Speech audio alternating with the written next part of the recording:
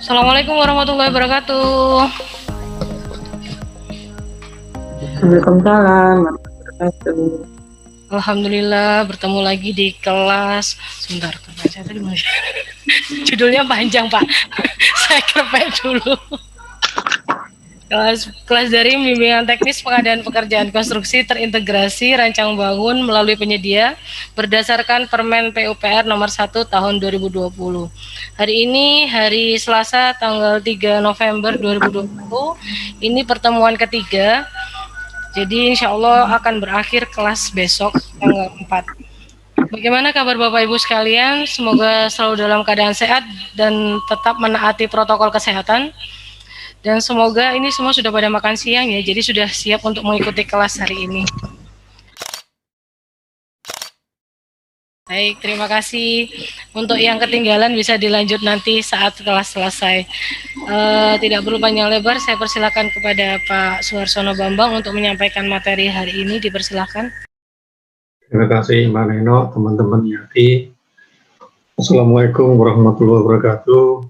Waalaikumsalam warahmatullahi wabarakatuh. Bapak Ibu, bagaimana setelah ada cuti bersama kemarin? Sudah pada rekreasi atau tetap di rumah saja? Kalau saya ya tidak kemana-mana, di rumah saja. Kalau keluar kalau ada perlu.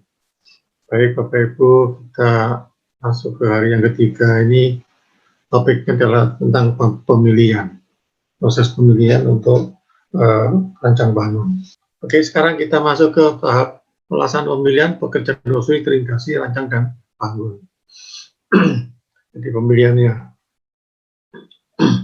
kalau seperti yang kemarin kami lakukan, saya akan tergabung dalam konsultan manajemen konstruksi.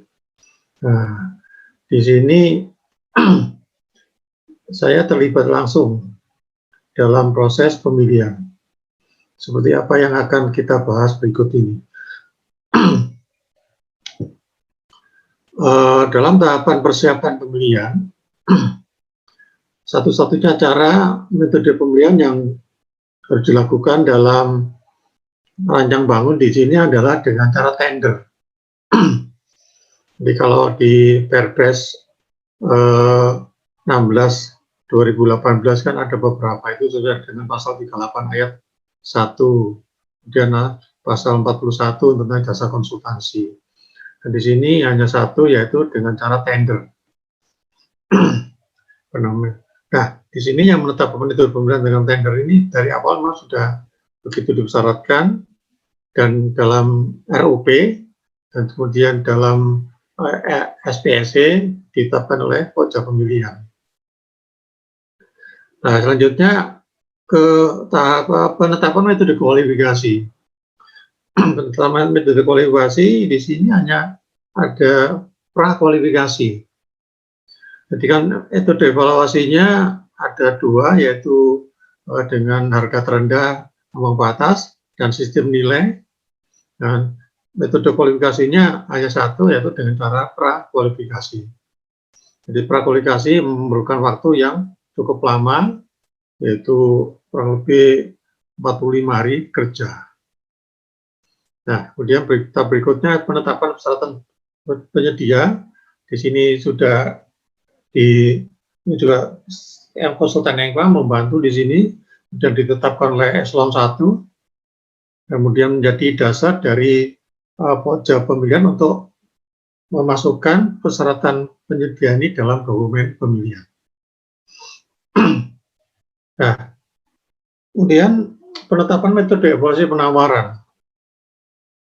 Metode evaluasi penawaran berarti untuk pekerjaan kompleks menggunakan sistem nilai dengan ambang batas, dan pekerjaan mendesak menggunakan sistem harga terendah dengan ambang batas atau sistem nilai dengan ambang batas. Jadi kalau untuk pekerjaan yang sifatnya kompleks itu hanya satu, yaitu dengan nilai dengan ambang batas. Kalau mendesak itu ada pilihan, jadi harga terendah dengan ambang batas atau ini sistem nilai dengan ambang batas. Nah, kemudian Tahap persiapan berikutnya adalah penetapan metode penawaran.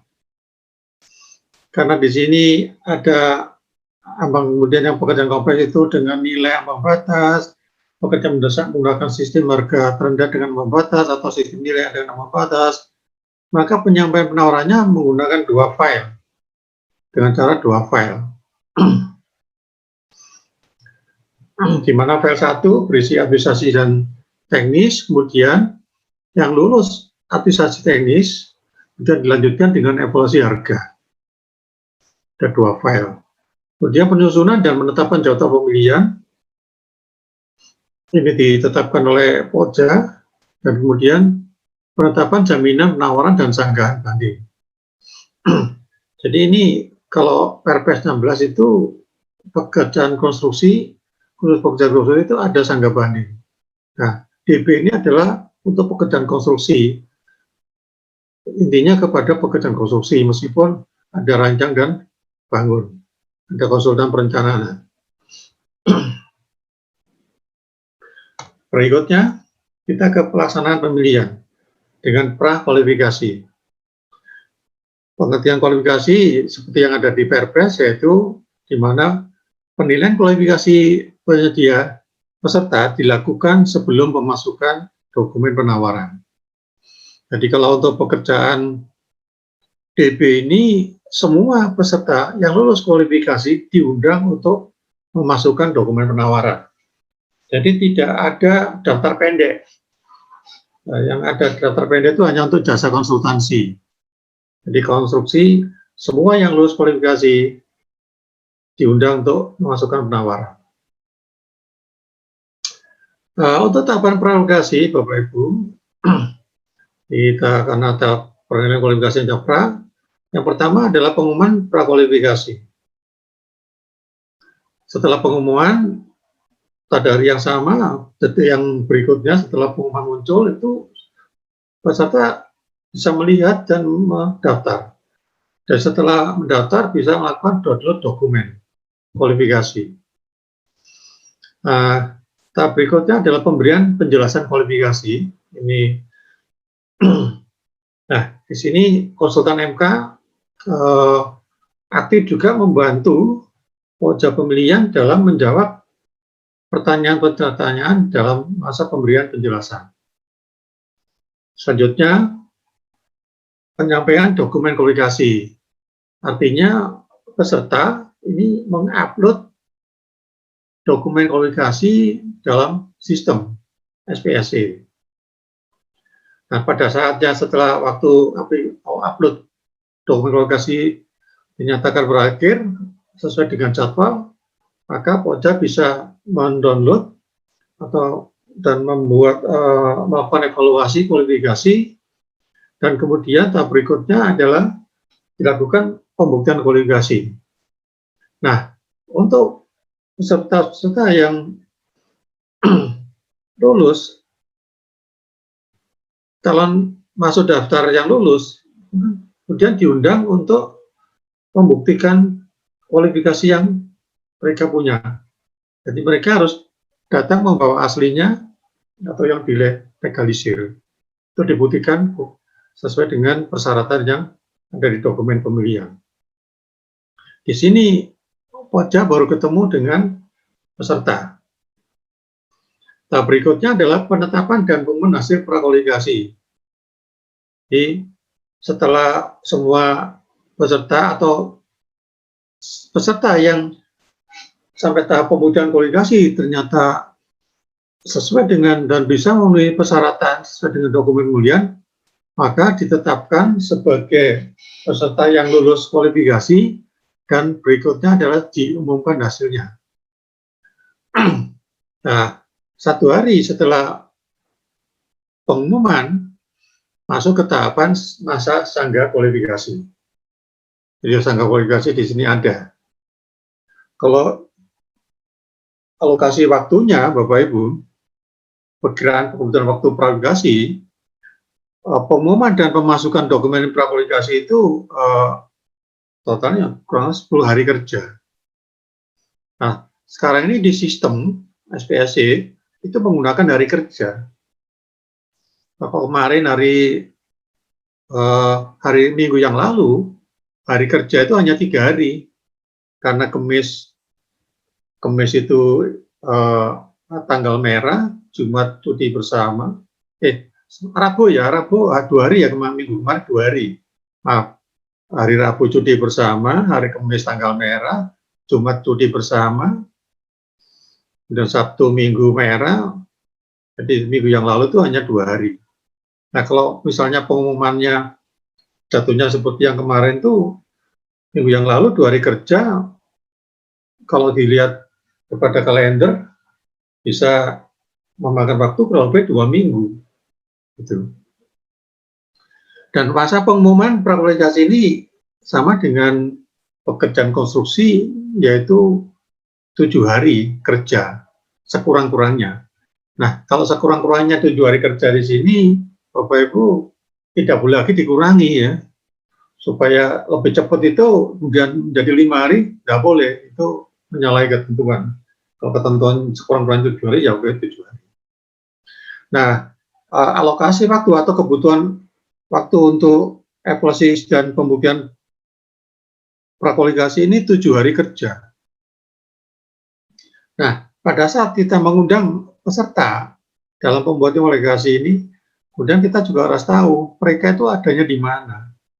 Kalau jauh atau kondisi sekarang pandemi ini, untuk bisa terbang itu kan butuh persyaratan ya, rapid test atau PCR.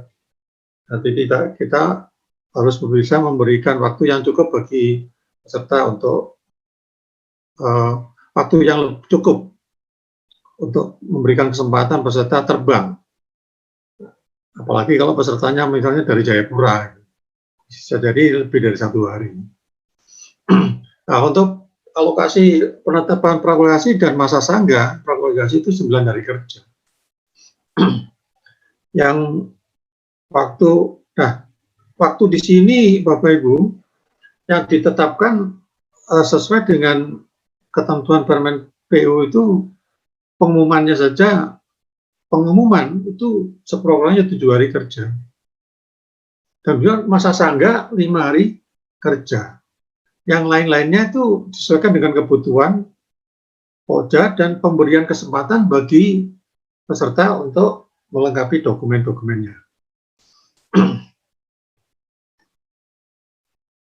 Nah, kemudian persyaratan kualifikasi penyedia, yang pertama tentu saja adalah berbadan hukum.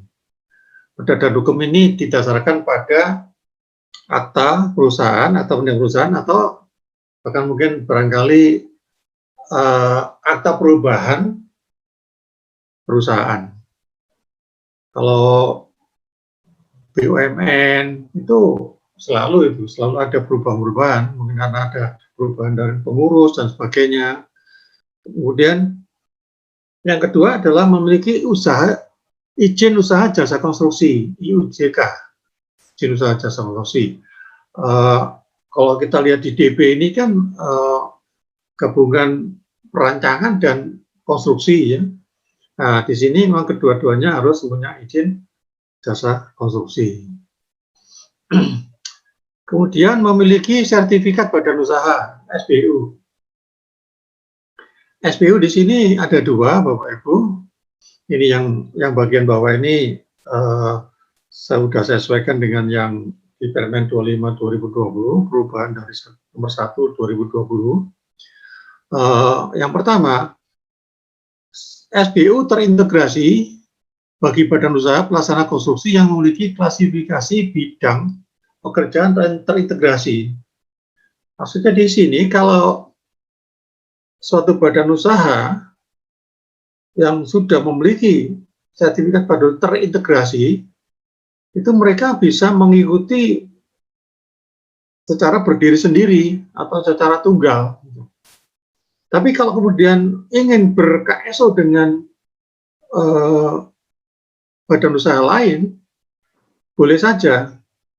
Tujuannya untuk memperkuat daya tawar mereka nantinya. Nah, kemudian yang kedua, sertifikat badan usaha pelaksana pekerjaan konstruksi kualifikasi besar dan sertifikat badan usaha jasa konsultan konstruksi kualifikasi dasar bagi badan usaha yang melakukan KSO. Jadi KSO di sini Bapak Ibu, sertifikat badan usahanya itu untuk yang kontraktornya, katakanlah begitu, itu harus kualifikasi usahanya besar. Demikian juga bagi jasa konsultan konstruksi, perancangnya, itu juga kualifikasi besar. Jadi sama-sama besar KSU-nya di sini. Kalau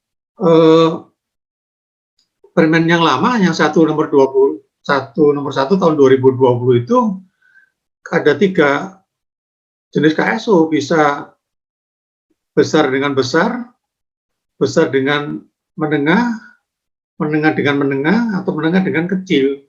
Kalau kecil dengan kecil itu tidak boleh KSU. Nah sekarang sudah diubah itu. Jadi sama-sama kualifikasi usaha besar. Ini harus diperhatikan bagi para peserta.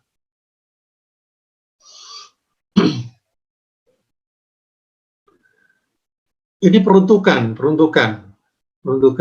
kualifikasi usaha. Pekerja mendesak, di mana nilainya 10 sampai 100 miliar, ini untuk usaha menengah. Pekerjaan mendesak dengan nilai lebih dari 100 miliar, itu yang bisa mengikuti adalah kualifikasi usaha besar.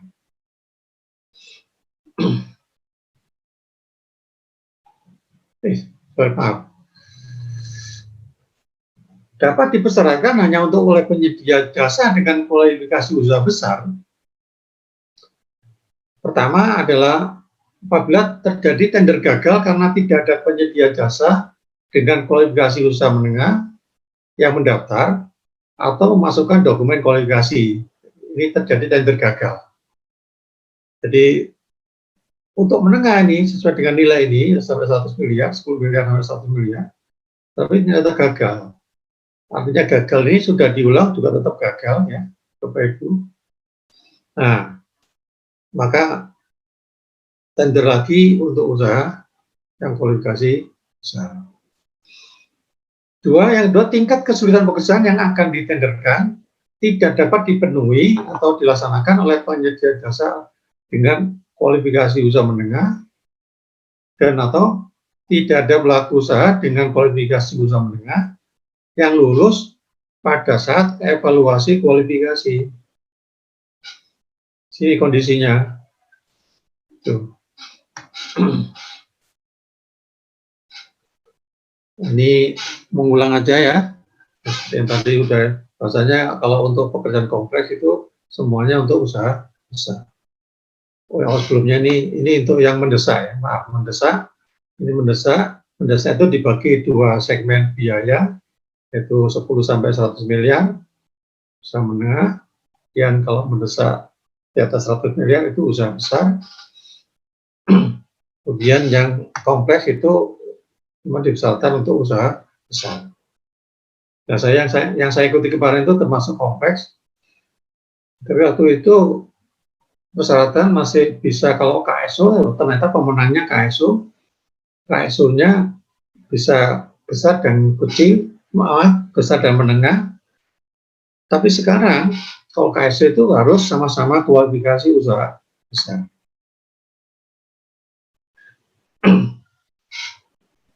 Nah, di sini tentang yang halaman 8 ini tentang KSO, artinya ada perubahan ya Bapak Ibu. Di sini KSO itu perubahan nomor 7. Pasalnya pasal 16 ayat 1, huruf D angka 3, badan usaha yang melakukan KSO memiliki kualifikasi usaha besar. Jadi sama-sama besar.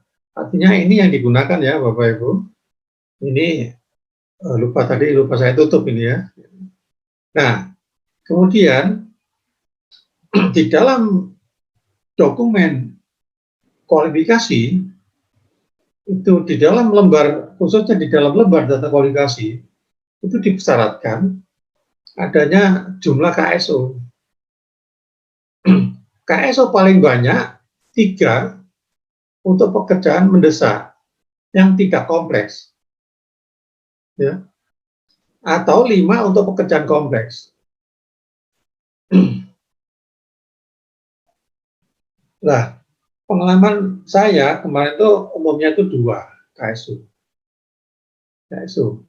Terus kemarin ada lagi tender yang saya dapatkan informasi di SPSC itu KSU-nya itu sebanyak 3. Jadi tidak ada yang melebihi ini. Pekerjaan kompleks 3. Ya barangkali kalau terlalu banyak KSU lebih sulit koordinasinya. Mungkin ya. Jadi dengan catatan KSO antara kontraktor terintegrasi, jadi integrasi juga bisa, tadi sudah saya sebutkan. Atau KSO antara kontraktor non terintegrasi dengan konsultan perancang. Ada beberapa kemarin memang badan usaha itu dia tidak memiliki terintegrasi, dia hanya punya terintegrasi, maka bisa kasus dengan konsultan perancang. Dan yang kedua, kontraktor bertindak sebagai pimpinan KSU, jadi lead-nya, karena dominan pekerjaannya adalah konstruksi. Dari pengalaman saya kemarin itu porsi untuk konsultan perancang ya, itu dalam kerjasama KSU kan harus disebutkan porsi tanggung jawab masing-masing itu berapa. Ternyata konsultan perancangnya itu 1,5%. Nah kemudian yang saya tahu yang kedua di sini porsi perancangnya itu 2,5%. Jadi sangat kecil ya, boleh bisa bilang sangat kecil. Maka kemudian lead firm-nya yang bertindak sebagai pimpinan KSO adalah kontraktornya, pihak konstruksi, pelaksana konstruksinya.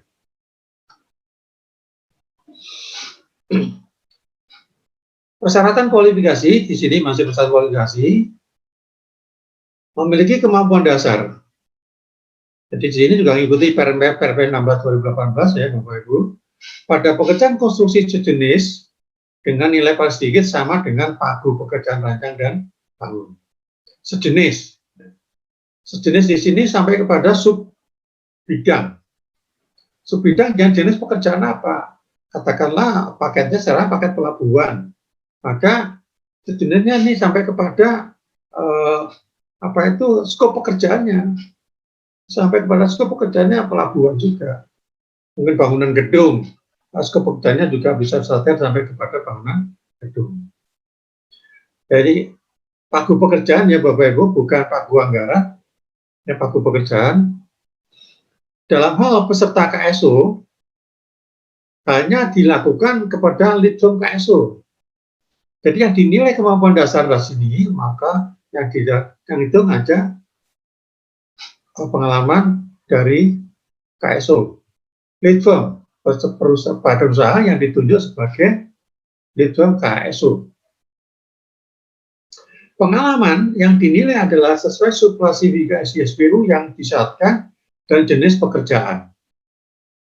Dan jenis pekerjaan dibuktikan dengan kontrak dan berita acara serah terima pertama. Berita acara serah terima pertama. Dan yang nomor 4 di sini Bapak Ibu sudah direvisi ya, maaf. Ya belum sempat mengubah ini. Pengalamannya adalah selama 15 tahun. Disesuaikan dengan Perpres 16 tahun 2018. Jadi pengalaman 15 tahun terakhir dan status peserta pada saat menyelesaikan kontrak pekerjaan tersebut. Status di sini maksudnya kalau mereka itu bagian dari KSO, statusnya itu sebagai anggota KSO dan posisinya berapa persen sesuai dengan perjanjian KSO-nya. Nanti kemudian dalam hal dokumen buktinya mereka harus menyampaikan bukti perjanjian KSO-nya. Jadi nomor 4, 15 tahun ya Bapak Ibu.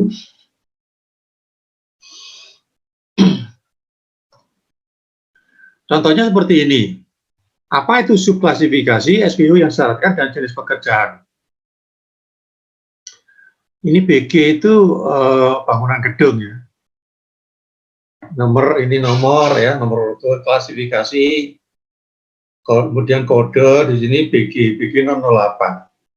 Subklasifikasi dari kode BG 008 itu subklasifikasinya dinamakan dengan jasa pelaksana konstruksi bangunan kesehatan. Nah, bangunan kesehatan itu apa? Lingkupnya kita lihat di sebelah kanan ini. Lingkup pekerjaannya apa? Pekerjaan pelaksanaan termasuk di dalamnya pembangunan baru, penambahan, peningkatan, serta pekerjaan renovasi dari bangunan kesehatan seperti rumah sakit dan sanatorium. Nah, di sini. Jadi di sini kalau kita lihat SBU-nya itu adalah kode BG 008, nama subklasifikasi jasa pelaksana konstruksi bangunan kesehatan. Nah, jenis pekerjaannya apa? Nah, di sini dari bangunan kesehatan seperti rumah sakit atau dan sanatorium. Jadi pekerjaan pelaksanaan termasuk di dalamnya pembangunan baru,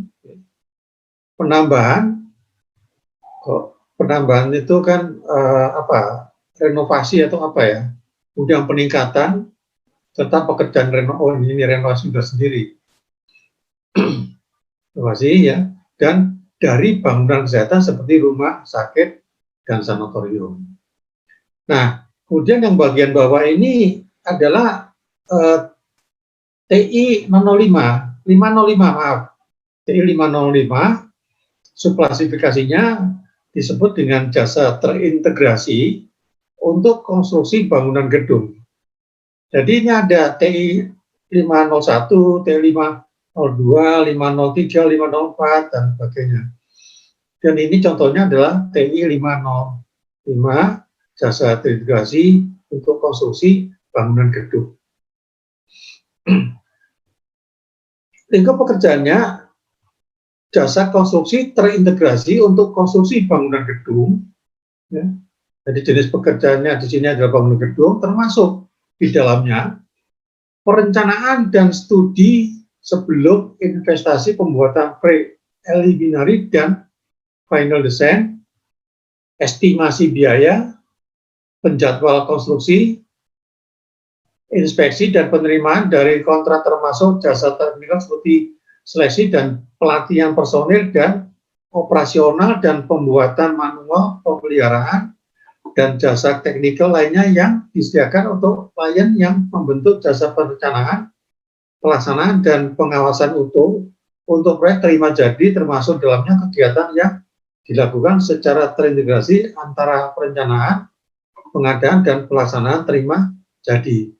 Engineering atau dalam sini itu EPC ya, Engineering Procurement Constructing. Jadi di sini OJA untuk menentukan SBU dan jenis pekerjaannya di sini itu membaca data yang disampaikan oleh PPK. Nah, kemudian ya, seperti yang kemarin saya lakukan itu, kemudian saya pelajari ini masuk lingkup yang mana. Jadi kita cek di sini, ini detailnya. Jadi kalau pelabuhan itu kalau nggak salah termasuk TI 501 kalau nggak salah ya. Itu. Persyaratan kualifikasi masih persyaratan kualifikasi di mana memiliki pengalaman sejenis ini, pengalaman pekerjaan konstruksi terintegrasi rancang dan bangun untuk yang peserta terintegrasi.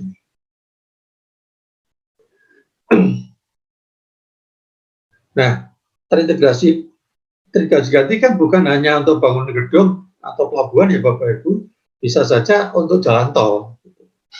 Nah, jalan tol itu ada nggak? Kalau misalnya di paket yang mau diikuti adalah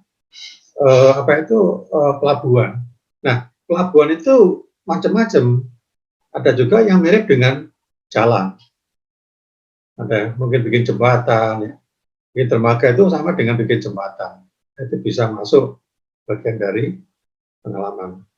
Yang kedua, pengalaman pekerjaan konstruksi untuk kontraktor non terintegrasi. Misalnya ya, tadi contohnya mungkin BG 005, bangunan gedung, atau mungkin bagian jembatan. Kemudian yang ketiga ini pengalaman perancangan konstruksi untuk konsultan perencana atau perancang yang ber-KSO dengan kontraktor non terintegrasi. Pengalaman sesuai dengan SPU dan jenis. Di sini buktinya adalah bukti pengalaman dibuktikan dengan bukti kontrak dan berita acara serah terima pertama. Nah, di sini Poca awalnya kan hanya mengevaluasi dari sistem. Nah, nanti kemudian kalau memang ada seperti yang di persyaratan ini memenuhi syarat, maka bukti ini harus dibawa pada saat pembuktian kualifikasi. Ini sudah saya tambahkan di sini ya. Jadi pengalaman pekerjaan adalah pekerjaan yang diserah terimakan dalam 15 tahun terakhir. Nah, kalau Bapak Ibu ada keraguan dalam bukti yang disampaikan oleh peserta, Bapak Ibu bisa melakukan klarifikasi pada penerbit dokumen. Nah, susahnya kalau itu 15 pengalaman 15 tahun yang lalu, nah di sini. 15 tahun yang lalu, mungkin barangkali proyeknya sudah bubar atau bagaimana, kita cari data. Namanya proyek itu kan ada batas waktunya. Ada batas waktunya. Oke. Sekarang persyaratan untuk SKN, sisa kemampuan nyata. SKN di sini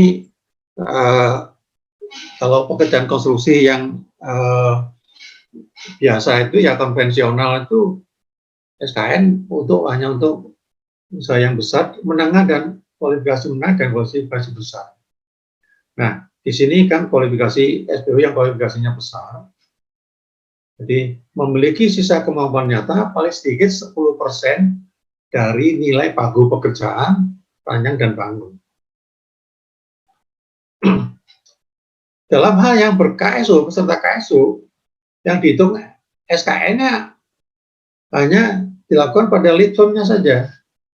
Jadi lead firm KSO. Khusus untuk usaha besar, laporan keuangan wajib telah diaudit oleh kantor akuntan publik. Nah, kantor akuntan publik ini Bapak Ibu bisa lihat ya di websitenya Ikatan Ahli Akuntan Publik. Ada di sana. Yang ketiga, persyaratan ASN adalah laporan keuangan dilampirkan dalam dokumen kualifikasi. Nah, kalau tidak disampaikan berarti kan tidak memenuhi syarat, tidak ada yang dievaluasi. Persyaratan 4 dari SKN adalah menyampaikan isian paket pekerjaan yang sedang dilaksanakan beserta progresnya. Nah, di sini kadang-kadang itu ada peserta yang menyampaikan form, tapi ditulisnya itu nihil. Gitu. Artinya dia sedang tidak ada paket yang sedang dikerjakan. Nah, kalau ternyata kemudian ada masukan atau ada info bahwasanya peserta ini sedang bekerja di tempat lain, Polda melakukan klarifikasi ke lapangan, dicek kalau ternyata memang benar info ini, maka digugurkan, termasuk pemalsuan dokumen di sini. Jadi di formatnya di sini sudah sesuai dengan data kualifikasi. Jadi yang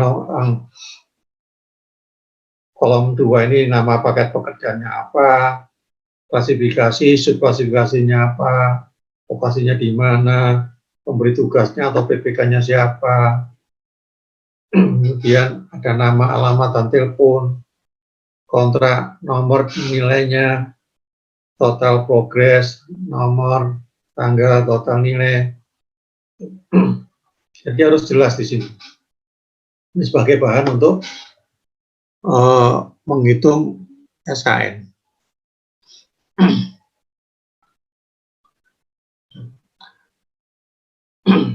Nah, untuk persyaratan tenaga tetap, ini Permen nomor 25 tahun 2020 sudah menghapus persyaratan ini ya Bapak Ibu ya. Jadi tidak lagi persyaratan tenaga tetap.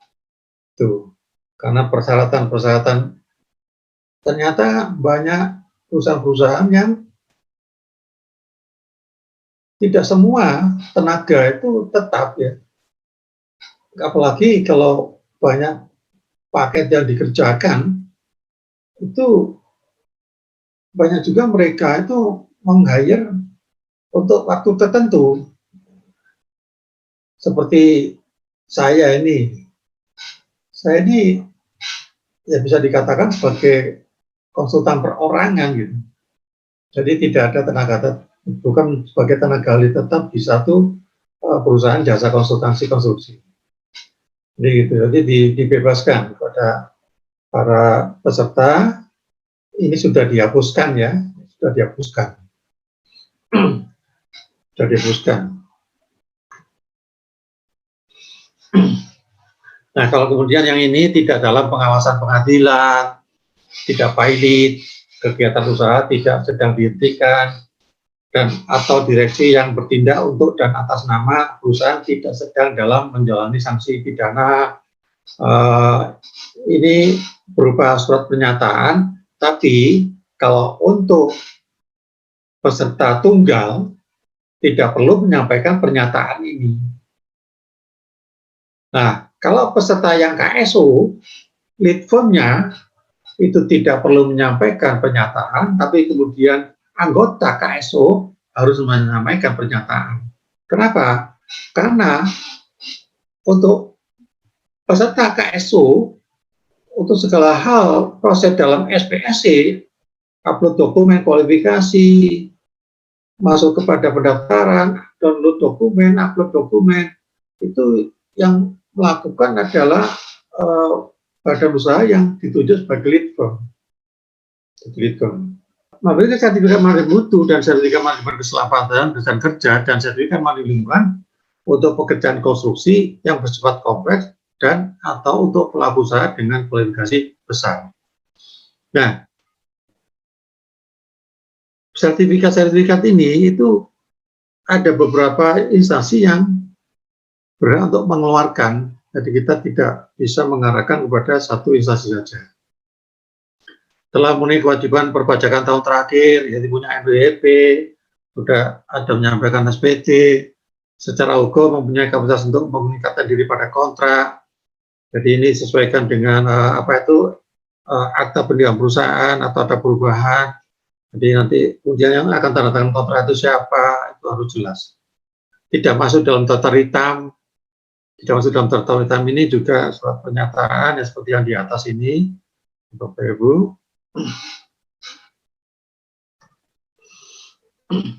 Nah, kemudian kalau ada penambahan persyaratan kualifikasi, ini tidak mudah untuk ditambah-tambah persyaratan kualifikasinya.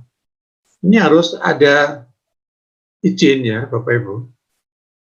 Jadi penambahan persyaratan kualifikasi dapat dilakukan penambahan persyaratan kualifikasi sesuai ketentuan pengguna jasa. Penambahan persyaratan dilakukan pada setiap paket pekerjaan. Yang kuning ini sesuai dengan permen yang baru ya Bapak Ibu. Penambahan persyaratan dilakukan pada setiap paket pekerjaan. Jadi tidak ada, katakanlah tahun ini ada 5 paket. Jadi penambahan persyaratan itu semuanya persyaratannya dimintakan sekaligus, nggak boleh, harus setiap paket, karena bisa jadi setiap paket itu punya karakteristik yang berbeda. Jadi penambahan persyaratan tidak bisa gelondongan gitu ya. Persetujuan, siapa yang memberikan persetujuan untuk yang sumbernya dana dari APBN, kementerian lembaga, itu atas persetujuan pejabat tinggi media, ya ini eselon 1 ya, Nah, kemudian kalau sumbernya APBD atau dari perangkat daerah, itu peristiwanya dari pejabat tinggi pratama atau kepala dinas ya. Nah, di sini kepala dinas yang membidangi jasa konstruksi, biasanya itu Dinas PU Cipta Karya, dan, nah ini ingat ya, dan inspektorat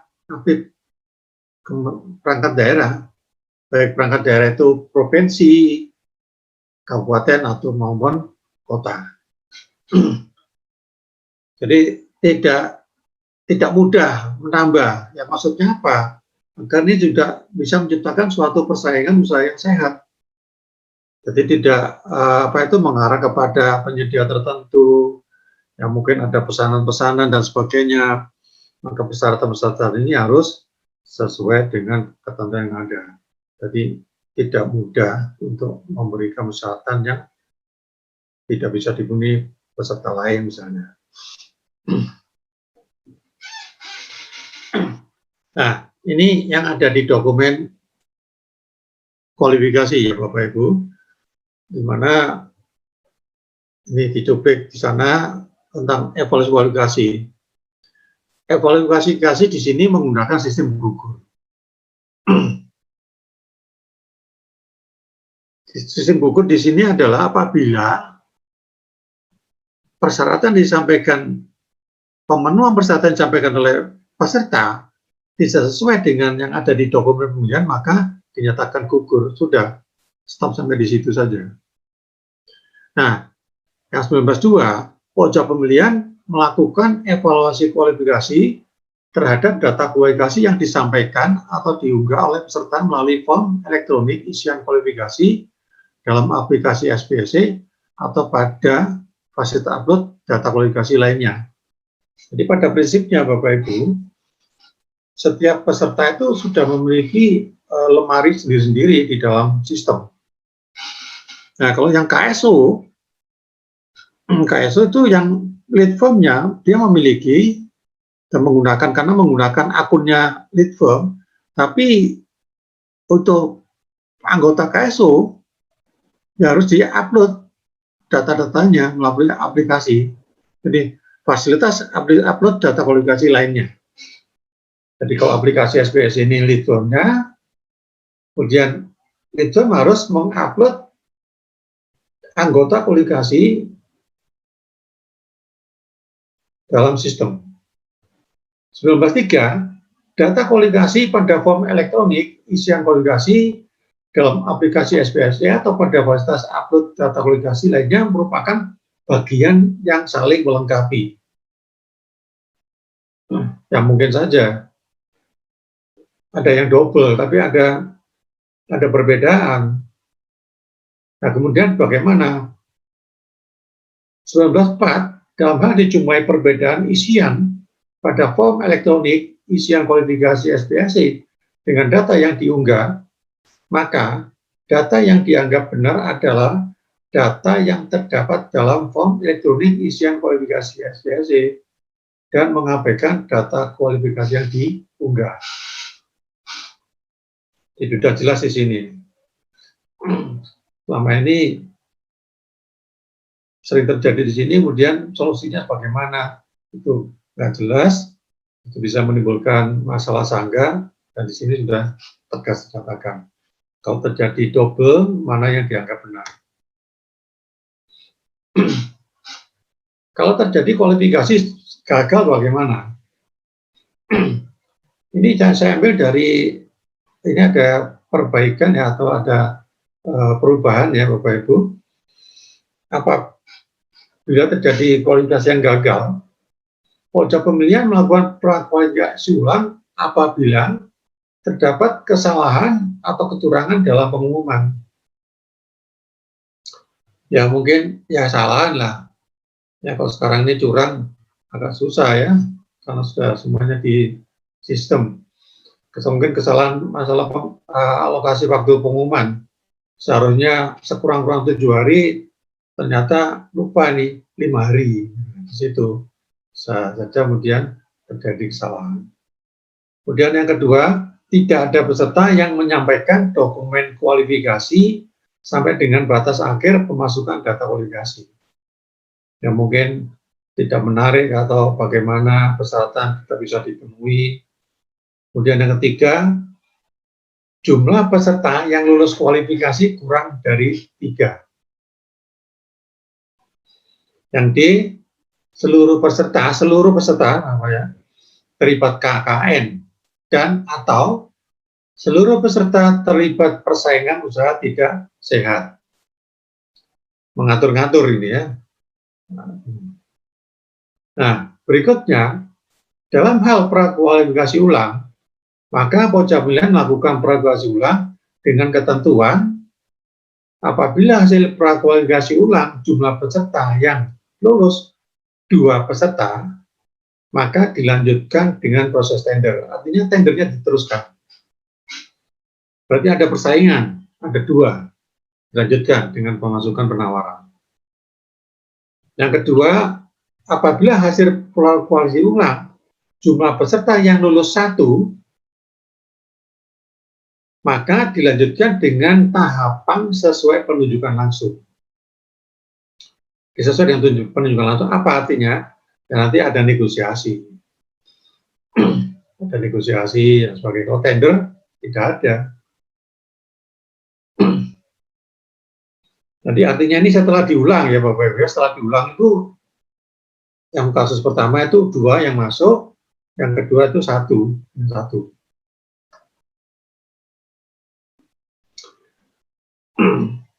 Ini masih kualifikasi gagal, jadi Polda melakukan evaluasi.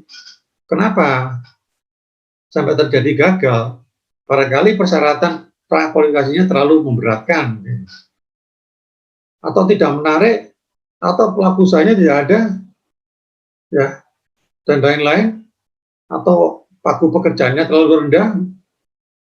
Jadi pojok pemilihan melakukan penghentian proses kualifikasi apabila berdasarkan hasil peninjauan dan komunikasi dengan PA, garing KPA, garing BPK, kebutuhan masih dapat ditunda dan tidak cukup waktu lagi untuk melaksanakan proses pemilihan dan atau pelaksanaan pekerjaan. Ya, apalagi kalau ini ternyata di hari awal direncanakan untuk 1 tahun anggaran. Jadi DB rancang bangun untuk 1 tahun anggaran. Jadi kalau sifatnya masih dapat ditunda, ya ditunda untuk tahun berikutnya.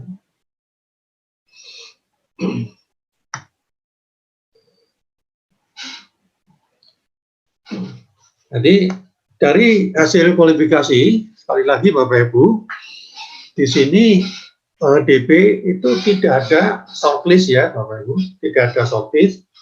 10 peserta yang lulus prakualifikasi semuanya diundang untuk pemasukan penawaran. Masukan penawaran. Di pengalaman saya kemarin itu yang 8 atau 7 ya, itu yang lulus prakualifikasi. Ternyata yang akhirnya memasukkan penawaran itu hanya 5. Jadi tidak apa-apa, tidak masukkan penawaran, tidak ada sanksi apa-apa. Ya mungkin dia barangkali ada pertimbangan lain ya, tidak perlu mengikuti, asalkan jangan ada tekanan-tekanan tidak boleh ikut lagi gitu misalnya. Karena apa? Sebetulnya prakualifikasi ini yang lulus prakualifikasi itu sudah bisa diketahui perusahaan-perusahaan mana saja yang lulus prakualifikasi. Dan barangkali ada kekuatan tertentu yang mau mengatur di sana. Nah, di sini dibutuhkan integritas dari para peserta. Karena sama saja Bapak Ibu, DB maupun yang konvensional, semua peserta itu terikat dengan fakta integritas.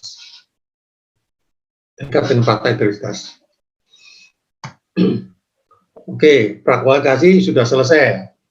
Jadi kita bisa Polda sudah mendapatkan peserta yang lulus prakualifikasi, kemudian ditetapkan dan diumumkan. Selanjutnya masuk ke masa sanggar. Nah, kalau sanggarnya ternyata benar bagaimana? Ya nggak masalah, ditunda saja. diulang, maksud saya diulang. Jadi diulang, ya, kerja lagi dari awal. Kita evaluasi masa sanggahnya, materi sanggahnya di sanggah itu yang mana. Nah, bisa jadi pada saat kita proses dari awal itu tidak diketahui. Kita tidak tahu ada kesalahan. Kalau ternyata memang kesalahan itu didapatkan oleh peserta, diberitahukan di masa sanggah, ya kita ulang lagi. Kita akui saja ada kesalahan. Jangan diteruskan, nanti malah mungkin masalah bisa menjadi masalah hukum. Nah, oke, sekarang masuk ke toko tender ini. Tadi prakualifikasi, sekarang masuk ke tender yang di upload adalah dokumen tender. Nah, ini ada perubahan Bapak Ibu dari Permen 12 2017 ke Permen 1 nomor 2020. Untuk perubahan yang Permen 25 itu tidak ada. Bahasanya kalau yang 12 2017 ini kan mengacu bobot teknis dan harga ini mengacu kepada Perpres 54 tahun 2010. Jadi Permen PU 2012-2017 itu Pojam menetapkan dalam LDP bobot teknis sebesar 10 sampai dengan 30%. Ini kan logikanya nggak masuk sebetulnya. Kan kita nilai pingin yang terbaik. Teknisnya malah bobotnya itu 10 sampai 30%. Jadi terlalu rendah. Dan Pojam menetapkan dalam LDP bobot biaya sebesar 70 sampai dengan 90%. Diubah PMPU 1 2020 disesuaikan dengan Perpres 16 tahun 2018. Nah, logikanya kita kan ingin yang teknisnya tinggi, maka kemudian pembobotan teknis itu antara 60% sampai dengan 70%. Dan pembobotan harga antara 30% sampai dengan 40%. Dan pengalaman saya kemarin itu Dirjen ya kemudian dituangkan dalam KPJ, Ketentuan Pengguna Jasa, menetapkan untuk teknisnya itu memilih 70%. Jadi teknis yang paling tinggi 70% dan bobot harganya berarti dipilih 30%. Nanti kalau ada penilaian dari evaluasi nilai itu, kalau harga penawaran terendah itu bobotnya sudah dapat 30%. Nah, kemudian untuk bisa menang tergantung dengan teknisnya, di kombinasinya seperti apa. Teknisnya dapat tinggi ditambah 30, ya bisa jadi akan menjadi pemenang. Nah, kalau peserta ingin mendapatkan, bisa saja kemudian dia nawar serendah-rendahnya. Katakanlah nawarnya di bawah 80%. Ternyata terendah dia. Nah, ya karena nih DB ini adalah jenis kontraknya lump sum, tidak ada evaluasi kewajaran harga, ya, bisa saja kemudian dia menang. Teknisnya juga ternyata tinggi, tapi dia nawarnya rendah, sehingga kombinasinya paling tinggi, dia menang. Nah, kalau terjadi seperti itu, maka si peserta ini harus menyampaikan jaminan pelaksanaan sebesar 5% dari pagu pekerjaan. Kalau konvensional kan dari pagu HPS atau dari pagu anggaran. Maaf, dari nilai kontrak. HPS, maaf, bukan pagu anggaran. Dari nilai kontrak atau 5%, kalau di bawah 80%, maka menyampaikan jaminan pelaksanaan 5% kali HPS. Kalau di sini di bawah 80% menyampaikan jaminan pelaksanaan 5% dikalikan dengan pagu pekerjaan. Kalau ternyata tidak bisa memenuhi persyaratan itu, maka digugurkan dan diserikan sanksi daftar hitam. Untuk tahapan tender di sini, Bapak Ibu, ada A sampai L ya. Itu ada undangan tender. Undangan ini disampaikan hanya kepada peserta yang lulus kualifikasi. Jadi undangan ini juga secara otomatis melalui sistem. Jadi peserta-peserta yang lulus kualifikasi kemudian bisa mengunduh dokumen tender. Nah, ini juga waktunya kurang lebih 2 hari kerja. Kemudian pemberian penjelasan dan peninjauan lapangan. Ini tentu saja sangat diperlukan ya penjelasan. Jadi pada saat itu saya itu membantu Pokja dalam pemberian penjelasan itu. Saya di Sidoarjo, tim leadernya di Mataram gitu. Itu.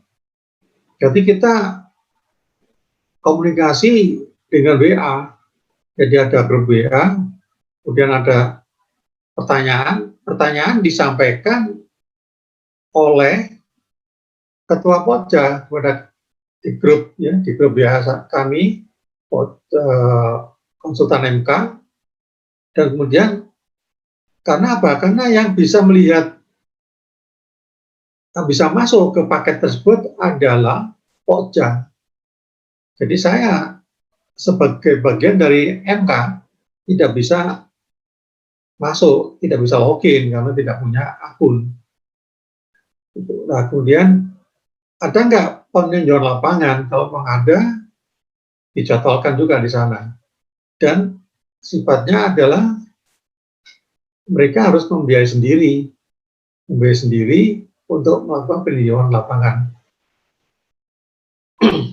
Nah, berikutnya mereka si peserta menyiapkan dokumen penawaran. Nah, di sini karena sifatnya DP itu belum ada detail engineering design, ya.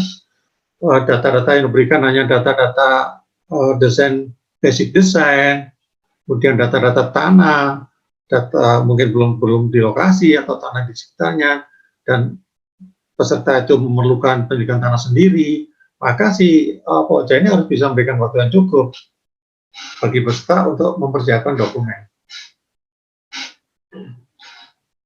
Barangkali juga ada persyaratan dukungan apa, itu juga harus diperhitungkan untuk bisa memenuhi berapa waktu yang harus diberikan oleh Pokja.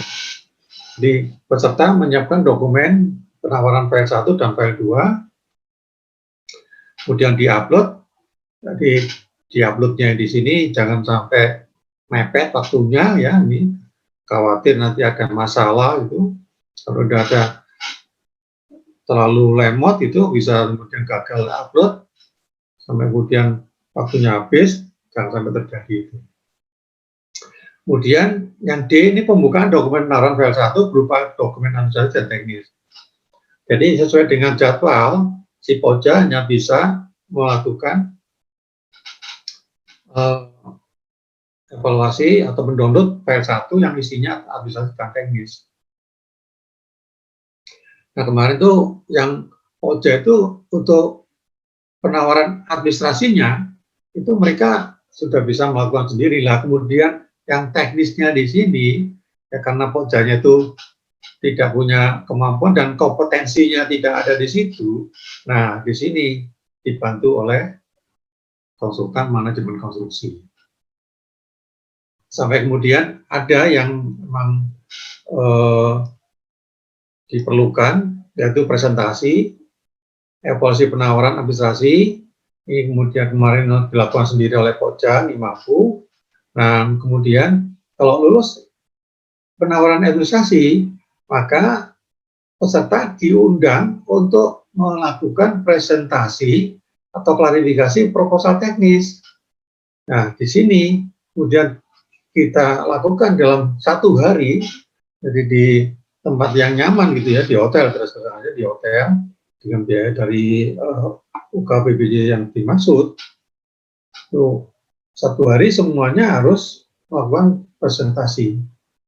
Dan berikutnya dilakukan evaluasi teknis secara menyeluruh. Jadi kita bersinergi ya dengan Pokja melakukan evaluasi. Nah, setelah berikutnya pengumuman hasil evaluasi administrasi dan teknis, tentu saja yang tidak lulus teknis atau tidak lulus administrasi, berarti tidak lulus, tidak masuk di pengumuman. Kemudian yang lulus penawaran, dokumen penawaran, itu dokumen penawaran yang bisa di-download ya. Dari sistem bisa download kemudian dibuka dan evaluasi. Jadi peserta yang tidak lulus administrasi dan teknis itu kita juga tidak bisa mengetahui berapa sebenarnya harga penawaran dia. Nggak bisa, itu nggak bisa di-download. Nah, tahap berikutnya evaluasi harga, evaluasi harga. Di sini harga yang terendah siapa? Berarti ini kalau di sistem kita diminta untuk mengisi apa itu? Mengisi hasil koreksi matematik, ya hasil koreksi matematiknya itu nggak ada. Yang ada itu ya sesuai dengan nilai penawaran itu berapa, karena ini kontraknya lumsum. Ya, yang terendah, nanti kemudian kita lihat nilai teknisnya berapa, digabung. Nah, kemudian hasilnya bisa diketahui, oh ini calon pemenangnya, nilainya tertinggi, gabungan tertinggi. Teringat 2, teringat 3, itu menjadi calon menang 1, teringat 3, calon menang 2. Kemudian ditetapkan oleh Pokja, diumumkan, dan masa sanggah. Nah, sanggah ini juga kemarin itu Pokja menyampaikan kepada kami ada sanggahan. Nah, sanggahan ini kami konsultan MK-nya kita kerja dari Surabaya, jadi kita komunikasi sanggahannya ini. Jadi biasanya di sini Bapak Ibu peserta itu nyanggah, kemudian ada lampiran suratnya. Di lampiran surat tadi disampaikan ke kami konsultan MK, kita bertemu di Surabaya. Nah, akhirnya tim leader kami menyampaikan jawabannya ke Pokja. Nah, Pokja yang menyelesaikan sesuai dengan format segala macam tata persuratan harus dipenuhi dan diatur. Nah, kemudian masuk masa sanggah banding. Masa sanggah banding, di sini Pokjanya yang masuk masa sanggah banding, si peserta tinggal kalau dia masih tidak bisa menerima sanggah banding, tidak bisa menerima sanggahan yang jawaban sanggah yang disampaikan oleh Pokja, maka dia bisa melakukan sanggah banding. Tapi syarat-syaratnya harus menyampaikan jaminan sanggah banding sama dengan Perpres, yaitu 1% dari pagu pekerjaan. Tetap melakukan sanggah banding, ada jaminannya. Kemudian ternyata tetap tidak diterima sanggah banding, jaminan sanggah banding dicairkan setor kas negara. Itu kalau APBD setor kas daerah. Nah, apa yang dievaluasi Bapak Ibu di sini, syarat dan evaluasi administrasi, penawaran dinyatakan memenuhi persyaratan administrasi apabila syarat-syarat substansial yang diminta berdasarkan dokumen tender terpenuhi, yaitu dengan dilampirkannya surat penawaran. Di sini kan sudah di dalam aplikasi, Jadi kemarin itu ada teman saya yang sudah bisa DB itu bisa menggunakan SPSI, ya bisa, ya bisa. Memang ada perlu penyesuaian Bapak Ibu. Kalau selama ini di sistem itu ada pagu pekerjaan, pagu anggaran, itu kan ditarik dari sirum. Nah, kemudian ada HPS yang ngisi PPK. Nah, ternyata kalau DB itu kan harus pagu pekerjaan, bukan HPS. Nah, kemarin saya tanyakan kepada teman-teman dari PU, katanya PU sudah menyurat ke LKPP untuk bisa khusus untuk DB ini bukan HPS yang tercantum di situ, adalah pagu pekerjaan. Jadi surat penawaran ini sudah by sistem ya, tinggal mengisi saja. Si peserta ini tidak sampai mengisi rincian, jadi dia hanya yang disampaikan dalam dokumen itu hanya daftar keluaran dan harga. Misalnya seperti yang saya lakukan itu kemarin pekerjaan dermaga, berapa harganya. Tidak perlu sampai tiang panjangnya berapa, betonnya berapa, enggak ada. Kemudian lokasi penimbunan rawa, reklamasi rawa, nilainya berapa, terus fasilitas darat berapa. Jadi nggak sampai 2 lembar, cukup 1 lembar saja. Nah, kemudian berikutnya adalah jaminan penawaran asli. Nah, dalam kurung mencatatkan di sini memang kalau untuk sampai dengan 10 miliar rupiah tidak ada jaminan penawaran. Sedikit di atas 10 miliar harus menyampaikan jaminan penawaran asli. Ini sama dengan konvensional, jaminan penawaran aslinya itu disampaikan kepada Pokja sebelum berakhirnya masa upload dokumen penawaran.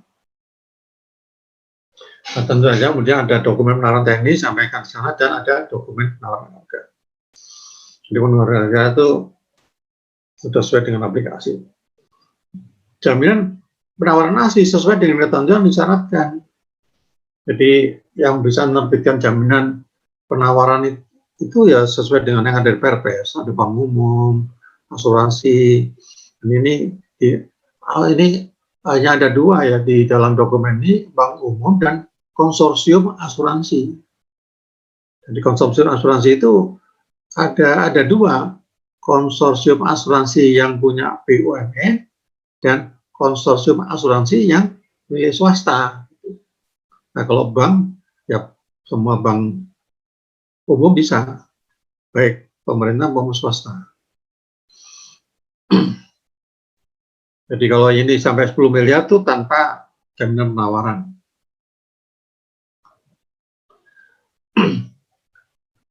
Jaminan penawaran harus memenuhi ketentuan ya, ini sama dengan konvensional. Jaminan penawaran asli diterima oleh Pokja sebelum batas akhir masukkan dokumen penawaran. Besaran jaminan penawaran sesuai dengan ketentuan dokumen mulian. Jadi kalau dalam persyaratannya kan memang 1-3%, tapi Pokja harus menyampaikan nominalnya berapa. Jaminan penawaran yang terbitkan oleh bank umum, perusahaan penjaminan, perusahaan asuransi, atau perusahaan pembiayaan sesuai dengan ketentuan peraturan perundangan. Dan jaminan penawaran harus dapat dicairkan tanpa syarat sebesar nilai jaminan dalam waktu paling lambat 14 hari kerja. Setelah surat perintah pencairan dari Pokja Mulia diterima oleh penerbit jaminan. Tadi tanpa syarat. Yang klaim adalah Pokja, ya. Pokja karena masih proses pemilihan. Pokja pemilihan ini yang harus dilakukan ya, jangan sampai tidak. Pokja pemilihan melakukan klarifikasi tertulis terhadap keabsahan jaminan penawaran kepada penerbit jaminan. Dalam hal jaminan penawaran dinyatakan tidak benar oleh penerbit jaminan, peserta tender dikenakan sanksi daftar hitam. Bagi peserta juga harus hati-hati, jangan sembarangan membuat jaminan, karena bisa saja. Pernah pengalaman saya itu ketika ada tender banyak calo-calo jaminan.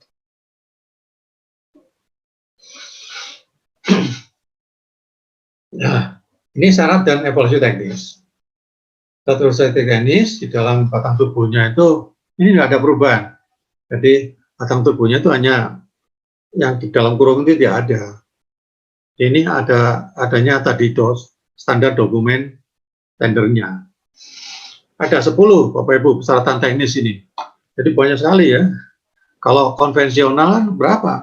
Cuma 3 barangkali konvensional. Pertama, jangka waktu pelaksanaan. Bobotnya tentukan antara 3 sampai 5%. Nanti dipilih kita mau jangka waktu pelaksanaan ini penting tidak, setengah penting atau sangat penting. Kalau tidak penting ya mungkin bisa kita pilih 3. Sangat penting 5 atau tengah-tengah pilih 4 boleh saja. Yang penting nanti totalnya itu 100 gitu ya. Nah, kemudian yang kedua ini proposal rancangan. Nah, ini bobotnya paling tinggi nih. Minimum aja 20, maksimum 30. Kalau dilihat kan yang kiri, yang bagian kiri, dalam kurung bagian kiri ini kan minimum ya. Minimum aja untuk proposal rancangan itu 20, maksimum 30. Jadi ini bobot yang paling besar. Jadi di sini yang nanti harus disampaikan dalam presentasi. Kemudian yang ketiga, uraian pelaksanaan pekerjaan, bobot antara 10-20%. Organisasi pelaksanaan 3-5%. Manajemen pelaksanaan 15-25%. Perkiraan arus kas, ini cash flow-nya ya, cash flow-nya dari peserta 4%. Daftar personil 5-15%. Daftar personil ini terbagi menjadi 2, daftar personil perancang dan daftar personil untuk konstruksinya. Daftar peralatan utama, ini ada perubahan nanti ya, ada perubahan. Kemudian rencana keselamatan konstruksi 4-5% dan rencana kendali kebutuhan. Jadi di sini disusun berdasarkan ketentuan pengguna jasa. Ada 10 persyaratan. Jadi kalau kita lihat di sini, kita harus hati-hati menghitungnya. Ini bisa dibuat program dalam Excel yang sederhana. Nah, persyaratan teknis harus dipresentasikan oleh peserta tender tanpa mengubah substansi penawaran, dan peserta teknis yang telah dipresentasikan diurus oleh pojok pemilihan. Jadi tadi sudah saya sampaikan. Tadi dari sana kita bisa melihat yang dipresentasikan oleh peserta itu semua persyaratan teknis tadi itu. Jadi tidak hanya proposal teknis saja, semuanya disampaikan. Tapi waktunya dibatasi, satu peserta itu 1 jam. Harus bisa memadatkan atau memanfaatkan waktu dengan sebaik-baiknya.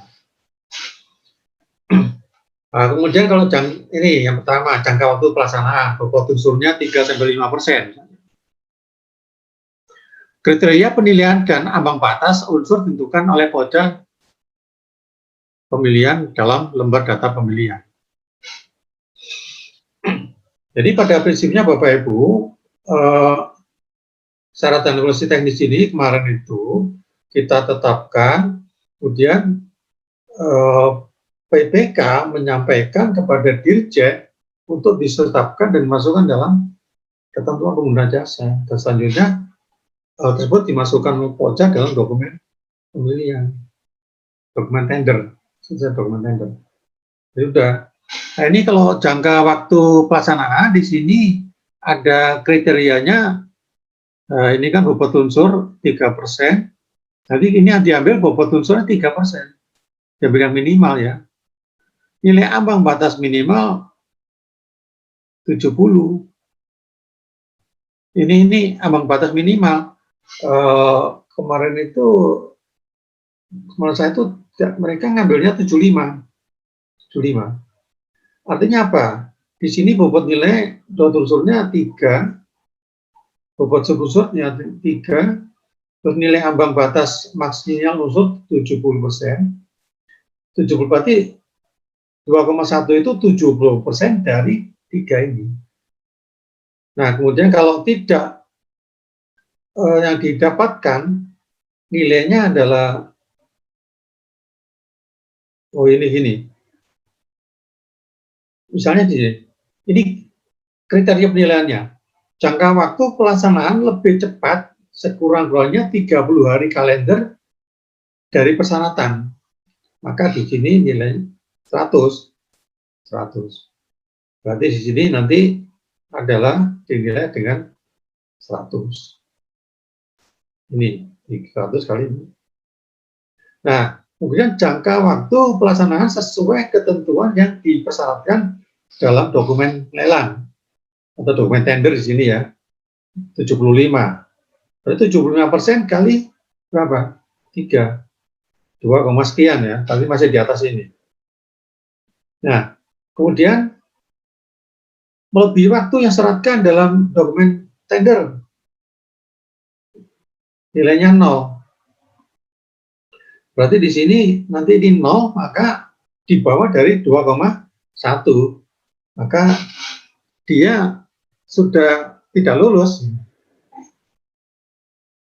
Kenapa? Karena ada salah satu unsur itu di bawah dari unsur minimal. Nah, bisa saja kemudian Bapak Ibu, peserta itu dalam dokumen tender jangka waktu pelaksanaan itu katakanlah 1000 hari katakanlah, atau 365 hari jadwalnya 1 tahun. Kemudian dia menawar 364 hari. Jadi tidak salah kan? Jadi dia termasuk di dalam kategori yang kriteria yang pertama ini. Jadi nilainya 100 kan lebih cepat. Itu. Nah, di sini memang perlu strategi ya, dan juga perlu pengalaman. Nah, kemudian ini proposal rancangan. Proposal rancangan ada 3 subunsur ya. Bobotnya 20-30. Kalau di sini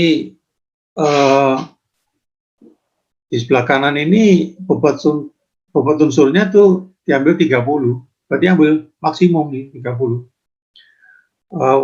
Subunsur yang pertama konsep rancangan yang diajukan, nah di sini.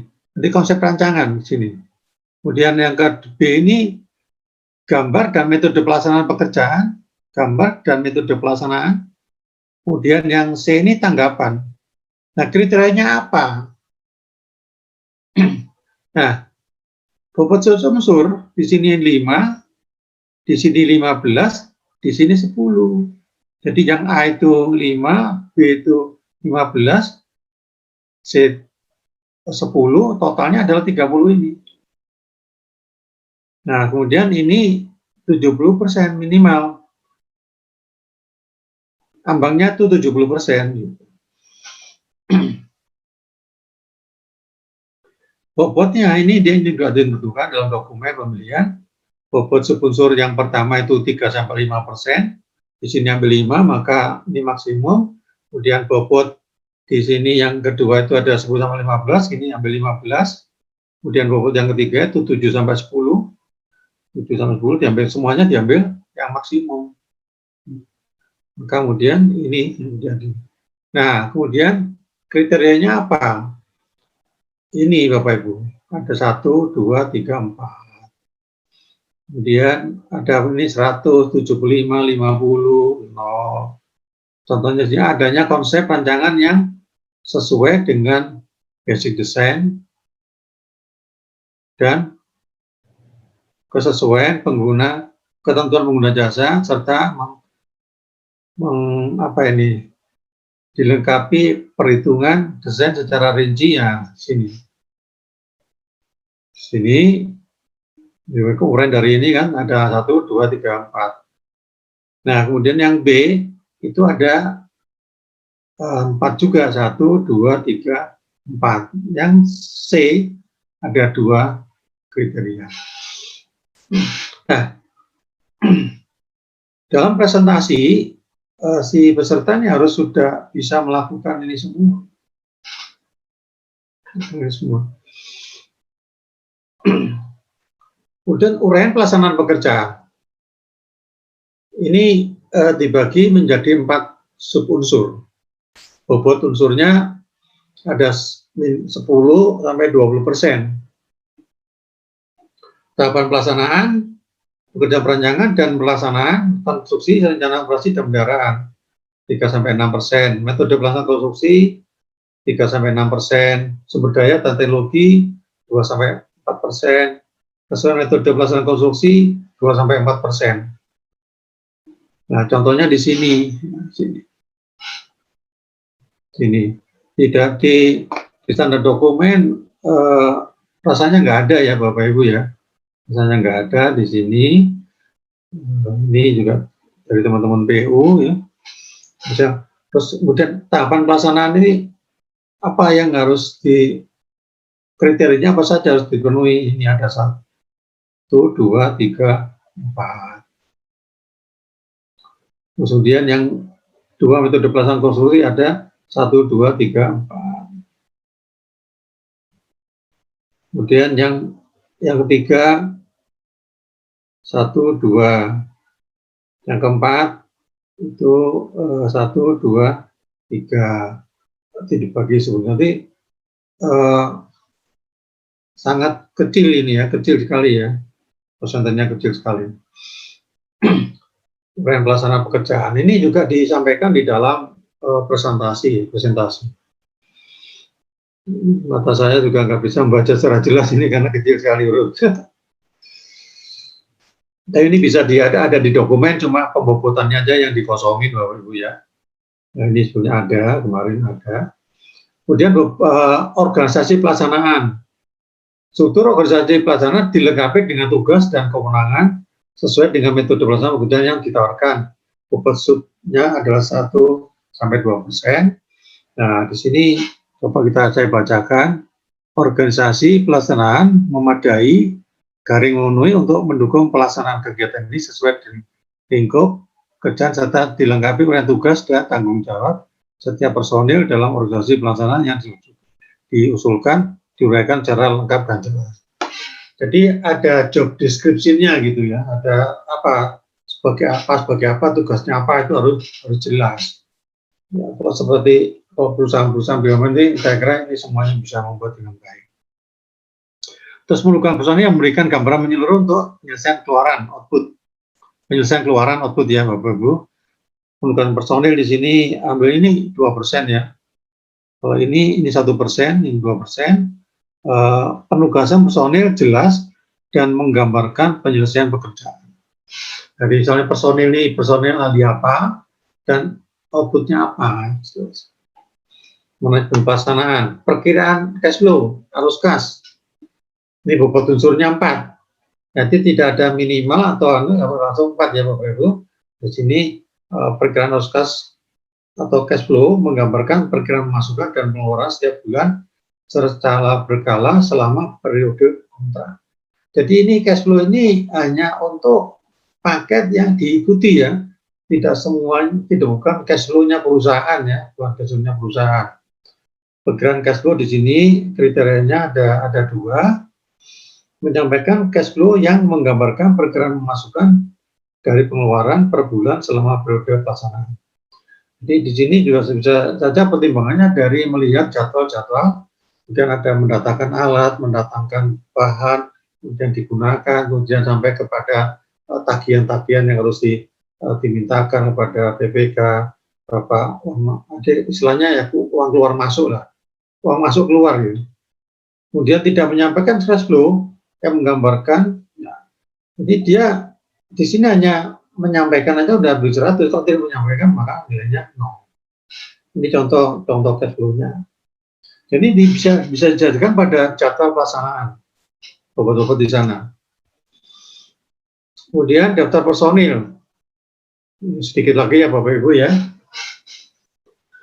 Kita akan sampai jam setengah 4 ya. Ini baru setengah 3, maaf.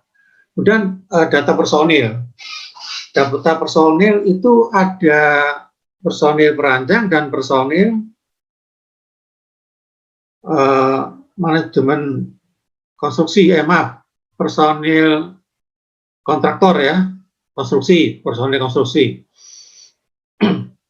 Data personil inti yang diperlukan untuk perencanaan teknis dan pelaksanaan konstruksi sesuai dengan metode yang diusulkan. Ya. Kemudian yang kedua, data personil inti yang diusulkan dilengkapi dengan riwayat hidup dan bukti pengalaman. Jadi di sini data personil yang A, data personil yang diperlukan untuk perencanaan teknis dan pelaksanaan konstruksi dengan metode yang diusulkan. Ada 3 kriteria, personil inti dan personil manajemen yang diusulkan lengkap dengan jumlah yang melebihi yang disyaratkan. Jadi di sini Pokja menyampaikan personil inti itu ada berapa, keahliannya apa saja. Minimal sama itu nilainya 80, yang kedua ini. Melebihi yang dipersyaratkan nilainya 100. Nah, di sini kemudian strateginya si peserta tentu supaya mendapat nilai penuh, maka dilebihkan. Bisa saja mungkin dilebihkan 1. Jadi diperlukan, kita syaratnya mereka harus menyampaikan 7 keahlian, 7 SKA. Si peserta menyampaikan 8, artinya lebih. Kalau ternyata sama nilainya 80, kalau jumlahnya tidak lengkap atau kurang dari yang disyaratkan, maka nilainya 0. Nah, tentu harus hati-hati di sini. Tapi ini mudah dipenuhi ya, Kadipa. Kemudian yang B, data personil inti dan personil, ya ini daftar lengkap. Nah, kemudian ini kriterianya, ya, data riwayat hidup dan bukti pengalaman. Seluruh personil inti dan personil manajerial yang diusulkan mempunyai pendidikan dan pengalaman kerja melebihi yang disyaratkan, dibuktikan dengan ijazah, daftar riwayat pengalaman kerja, referensi dari pengguna jasa, dan surat pernyataan kepemilikan sertifikat kompetensi kerja. Jadi ini artinya apa? Kalau yang lebih dari persyaratan itu bobotnya 100. Memenuhi minimal sama itu 80, kalau di bawah standar, kalau dalam persyaratan itu nilainya 0. Jadi gampang sekali ini, gampang sekali pemenuhannya. Peralatan utama. Nah, peralatan utama sekarang ini bisa untuk sewa. Di yang Permen 1 2020 itu persyaratan itu hanya milik sendiri atau sewa beli. Tapi sekarang sudah juga bisa sewa. Bobot unsur alat itu 5-15%. Peralatan yang ditawarkan layak dan dapat digunakan untuk penyelesaian pekerjaan sesuai jadwal pelaksanaan pemakaian peralatan. Nah, di sini yang A ini kriterianya adalah seluruh peralatan layak dan dapat dipergunakan untuk penyelesaian pekerjaan. Ini bobotnya 100.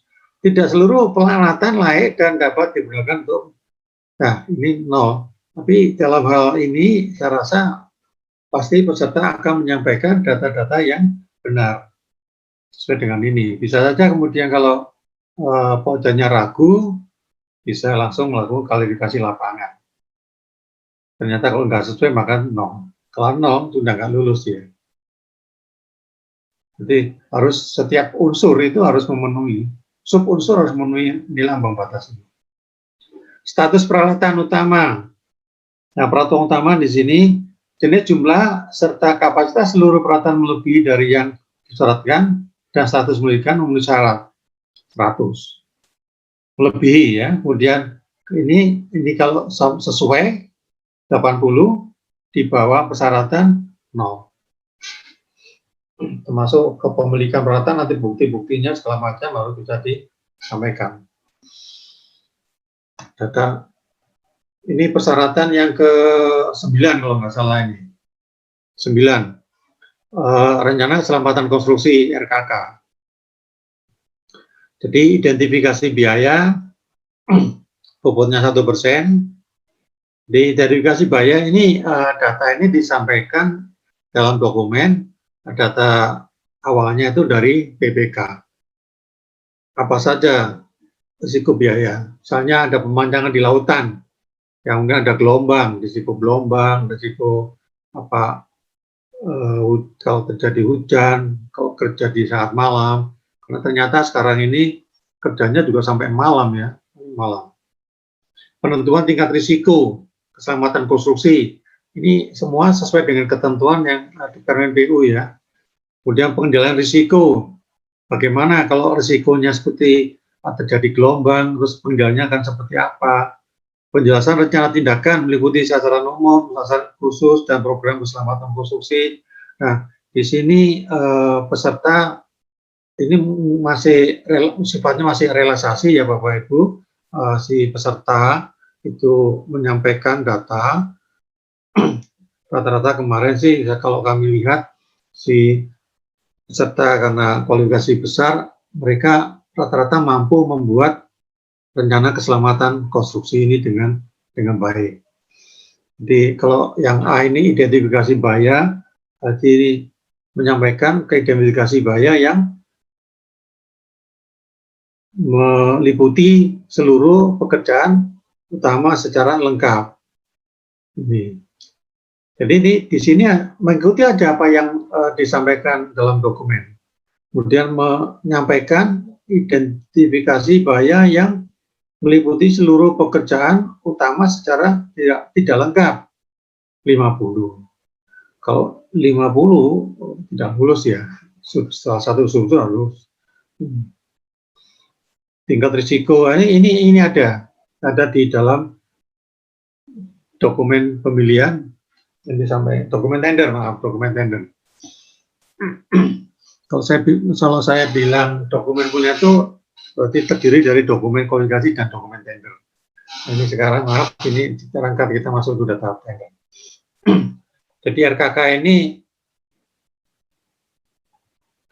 sesuai dengan data-data yang dimasukkan oleh PPK, kemudian dicantumkan dalam dokumen tender oleh Pokja.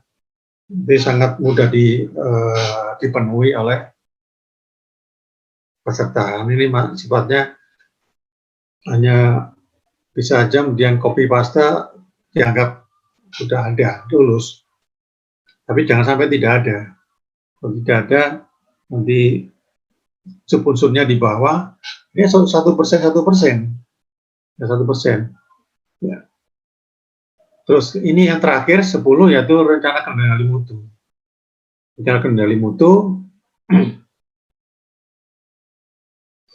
bobot unsurnya 3-5%. Rencana pemeriksaan dan pengujian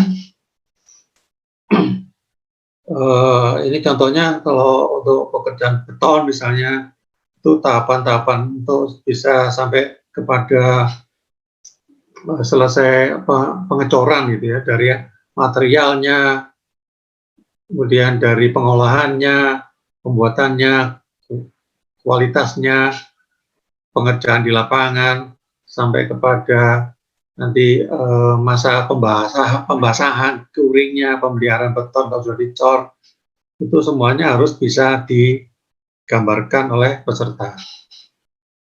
Terus pengendalian subpenyedia dan pemasok, apakah ada? Kalau tidak ada, mungkin itu saja tidak ada. Kalau memang ada, ya harus bisa digambarkan.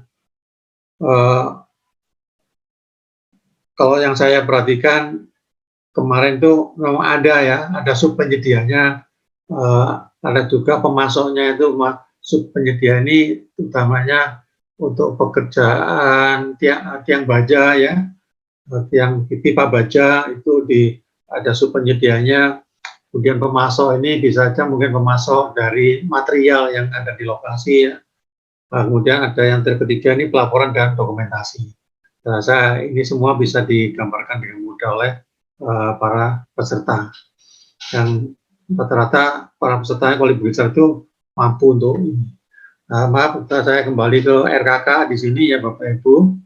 RKK ini kan juga ada realisasi ya, kemudian kan dalam hal ini dalam daftar keluaran dan harga peserta harus memasukkan biaya untuk RKK.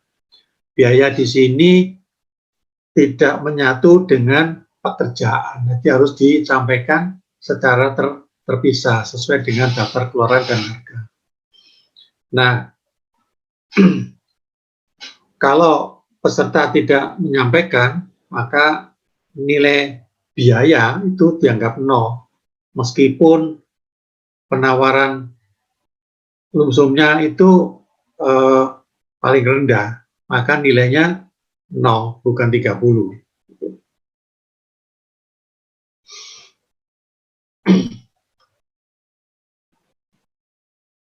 Sekarang kita ke file yang maaf, bukan file 2 ya, maaf ya, file yang kedua yaitu harga. Jadi di sini Bapak Ibu, setelah peserta dilakukan evaluasi administrasi dan teknis, yang lulus yang ambang batas, tadi itu ambang batasnya itu 70, kalau yang kemarin saya itu kemarin itu mintanya 75, jadi lumayan tinggi ya. Kalau di sini contohnya 70, kalau di bawah 70 itu tidak lulus, maka di SPSC yang dicentang adalah tidak lulus. Tidak lulus kenapa? Maka kemudian kalau ternyata dicentang tidak lulus, maka penawaran file 2-nya yang berisi penawaran harga itu tidak bisa di-download. Nah, dalam hal evaluasi penawaran harga,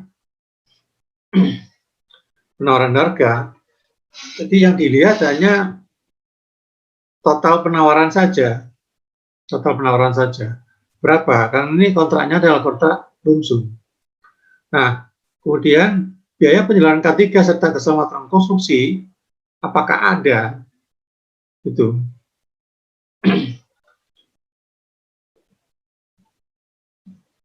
Kalau tidak ada, maka dianggap nol. Perkiraan biaya penyelenggaraan keamanan dan kesehatan kerja serta keselamatan konstruksi minimal mencakup penyiapan RKK, ya, sosialisasi dan promosi K3, alat pelindung kerja diri, asuransi dan perizinan, personel K3, fasilitas prasarana kesehatan, rambu-rambu yang diperlukan, konsultasi dengan ahli manajemen dan lain-lain terkait pengendalian risiko K3 dan keselamatan konstruksi. Nah, di sini harus disampaikan oleh mereka peserta. Apabila tidak menyampaikan perkiraan biaya penyelenggaraan K3 serta keselamatan konstruksi, maka dianggap gugur untuk metode evaluasi harga terendah ambang batas.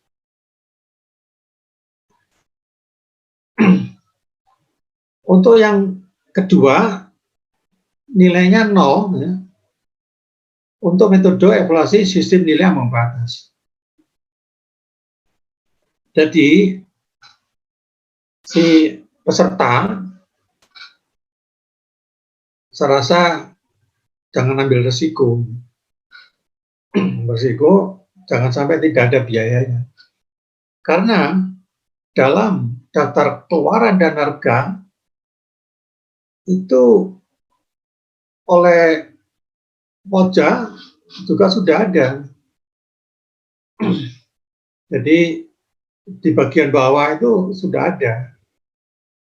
Berapa biayanya? Nah, itu sesuai dengan perhitungan dari peserta. Ada penelitian Bapak Ibu yang kemarin saya dapatkan dari informasi, ini ada asosiasi, ini ada perkumpulannya, ketuanya itu Pak Lazuardi, itu orang dari Aceh itu ya. Itu dasar dan penelitian itu untuk biaya penyelenggaraan K3 serta dengan konstruksi itu sekitar 2,5% dari pagu pekerjaan. Kalau dari pekerjaan konvensional itu dari ABS sekitar 2,5%. Nah, bisa saja itu yang dimasukkan berapa, katakanlah 100, anggarannya 100 miliar gitu. 2,5%-nya berapa? 2,5 miliar. Dia bisa dicantumkan 2,5 miliar. Tapi karena ini masuk di daftar keluaran harga yang terpisah dari pekerjaan lainnya, gitu, pekerjaan utama, maka ini menjadi faktor penentu juga. Kalau dia nawarnya 2,5 miliar, bisa saja total penawarannya menjadi tinggi, sehingga bobotnya rendah. Nah, kemarin saya sampaikan, bisa saja Pak, nanti mereka nawarnya rendah agar harga penawaran totalnya menjadi rendah, dan kalau sistem nilai, maka bobotnya bisa mendapatkan penuh. Tapi di lapangan bagaimana? Bagaimanapun juga, katakanlah perkiraan biayanya itu 2,5 miliar katakanlah, data dari PPK, ternyata mereka nawarnya 1 miliar, dalam pelaksanaannya semua hal yang ada di sini, yaitu mencakup penyiapan RKK, asosiasi, dan sebagainya, ini semuanya harus dilakukan oleh penyedia. Yang paling banyak, Bapak Ibu, pengeluaran yang ada di lapangan itu alat pelindung diri dan alat pelindung kerja dan alat pelindung diri. Ini yang paling banyak ini. Kalau fasilitas prasarana kesehatan lah, sekarang ini kan juga harus ada masalah pandemi ini ya, COVID-19 ini. Ini juga termasuk hal yang membutuhkan biaya ini. Ya, ada harus rutin dilakukan protokol kesehatannya dipenuhi. Jadi gitu. Jadi apabila tidak menyampaikan perkiraan biaya penyelenggaraan K3 serta keselamatan konstruksi, maka gugur untuk yang evaluasi harga terendah ambang batas. Jadi nilai penawaran harganya menjadi 0 untuk metode evaluasi sistem nilai ambang batas. Demikian Bapak Ibu apa yang bisa saya sampaikan. Selanjutnya sementara saya kembalikan ke Mbak Neno, mohon maaf ya, barangkali ada yang terkantuk-kantuk atau bagaimana. Oh, saya tadi sudah habis kopi 1 cangkir ini. Bukan 1 cangkir, mas 1 gelas nih. Silakan Mbak Neno, terima kasih atas perhatiannya. Batang tubuhnya itu kan ada perubahan-perubahan ya, sedikit sekali perubahannya. Jadi kalau kita mau mendetailkan lagi, kita harus membaca semua yang ada di dokumen standar dokumen pemilihannya, SDP-nya. Jadi kalau Permen 1 2020 diubah, kemudian lampiran yang Permen 1 2020 itu nggak usah dilihat lagi Bapak Ibu. Sekarang yang dilihat adalah lampiran perubahan di Permen PU 25 tahun 2020. Jadi kalau kita nanti ada rencana mau tender yang mengambil DP, sudah di dokumen lampiran dokumen Permen 25 tahun 2020 yang harus diambil. Jadi kalau saya kemarin tuh nyiapkan tuh semuanya saya ambil dari Permen 1 2020. Sekarang saya kalau mau cari satu-satu lagi mana yang berbeda agak sulit. Nah, kalau lebih baik langsung saja mengubah, apakah, tapi saya nggak tahu ya, mengubah PDF. Kalau PU itu kan mengeluarkan dokumen itu dalam bentuk PDF. Yang diupload itu dalam bentuk PDF. Kalau LKPP beda. Bisa saja yang diupload itu dalam bentuk Word. Sehingga kita mudah untuk menyesuaikan, mengatur. Itu. Tapi karena ada saja kita bisa mendapatkan itu kalau punya link dengan teman-teman di PU. Nah saya sekarang ini banyaknya nggak saya kenal lagi. Yang saya kenal kalau di PU sekarang itu yang saya kenal menterinya kenal ya karena pernah satu kantor. Pernah dirjen saya. Kemudian, nah yang saya kenal dekat sekarang ini dirjennya, Dirjen Bina Konstruksi. Apa itu kenal dekat itu. Pernah sekolah bareng di Belanda. Ya, karena dia masih muda waktu itu berangkat sekolah itu belum berkeluarga juga waktu itu, bujangan. Jadi dia satu dapur istilahnya, satu dapur. Kalau udah waktunya makan malam itu kita ketemu di dapur masak. Kita bisa sharing makanan kitchennya. Moga Pak Wildan Aziz ada pertanyaan? Pak siapa? Pak siapa yang nanya tadi? Pak Divisi Kepatuhan ini Pak siapa kemarin Pak Indaryono ya Pak dari BPR. Dari BPR ya. Iya. Bapak Ibu mungkin yang lainnya ada pertanyaan untuk Pak Bambang terkait materi hari ini atau 2 pertemuan terakhir di bulan Oktober. Masih ada waktu sekitar 5 menit, tapi kalau lebih ya nggak apa-apa sih. Ya Pak Bambang ya. Kita masih sampai jam berapa sih? Sampai jam 3 Pak. 3, tapi setengah 4. Enggak Pak, kalau yang rancang bangun per jamnya, per pertemuannya 2 jam. Iya, Bapak Ibu. Ya, semoga saja. Tapi kalau kita memahami langsung itu ya agak sulit juga. Enggak, 100% itu susah, apalagi baru, ini ilmu baru. Apalagi teman-teman dari Bogor ya, dari PDAM Bogor.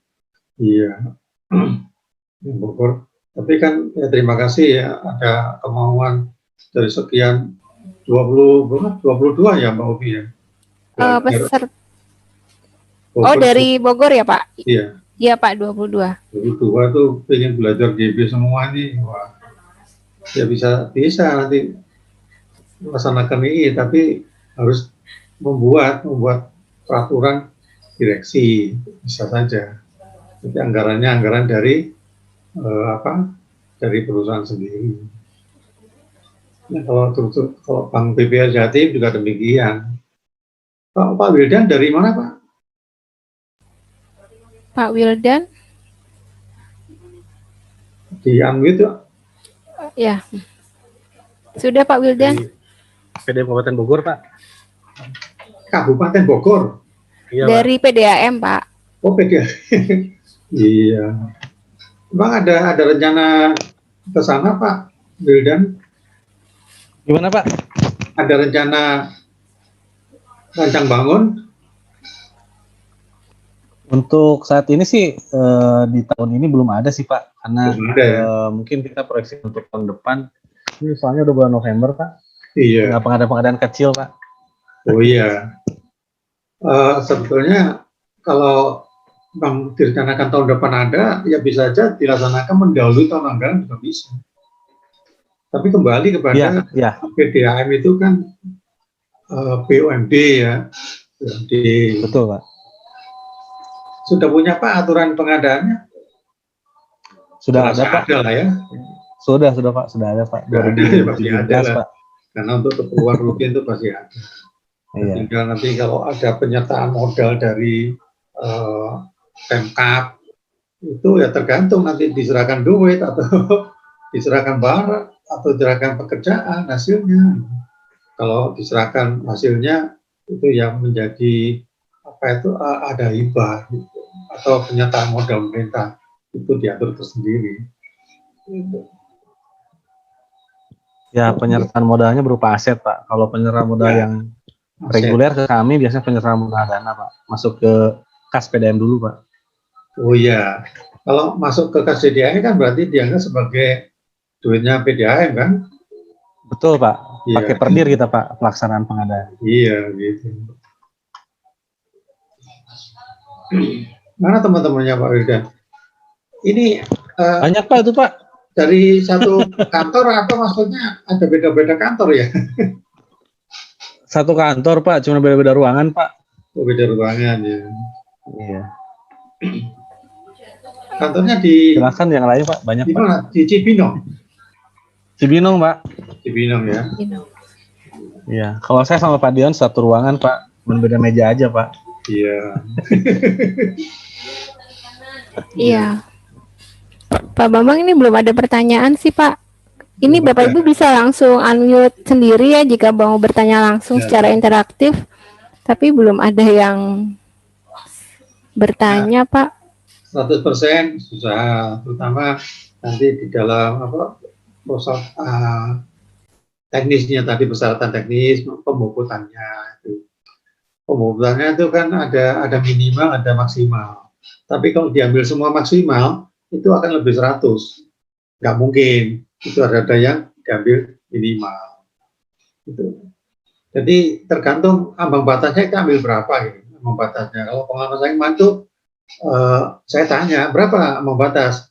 umumnya 75 di tempat kami, kementerian itu 75. Oke, saya buat seperti itu. Kemudian yang tender yang kedua sama ini juga pelabuhan 75 juta. Nah, kalau yang lalu 75, sekarang yang 70, bisa jadi budget tanda tanya nanti ada apa kok persyaratannya diturunkan. 70 itu sudah menurut saya yang cukup tadi 75, kalau nanti 80 malah khawatir nggak bisa dapat penyedia yang lulus teknis itu terlalu tinggi itu excellent, itu sempurna. Nah yang sempurna itu hanya yang di atas. Iya. Pak Bambang, ini sampai saat ini belum ada yang bertanya di chat Zoom, chat WA, dan raise hand. Ini sudah jam 3, Pak. Mungkin atau mungkin nanti misalnya malam-malam ada pertanyaan baru terpikir ada pertanyaan, bisa di grup saja, Pak. Ya, oke. Ya. Bisa Bapak berikan closing statement untuk closing. Ya, untuk hari ini, Pak. Para peserta BIMTEK Rancang Bangun, ya, karena bedanya dengan yang hari kedua itu cukup lama. Karena kemarin minggu yang lalu itu hanya 2 hari kerjanya, kemudian cuti bersama, ya mungkin sekarang barangkali masih capek ya perjalanan atau kembali segar setelah cuti bersama ya. Nah, agak susah juga menangkap utuh 100%. Apalagi ini hal yang baru.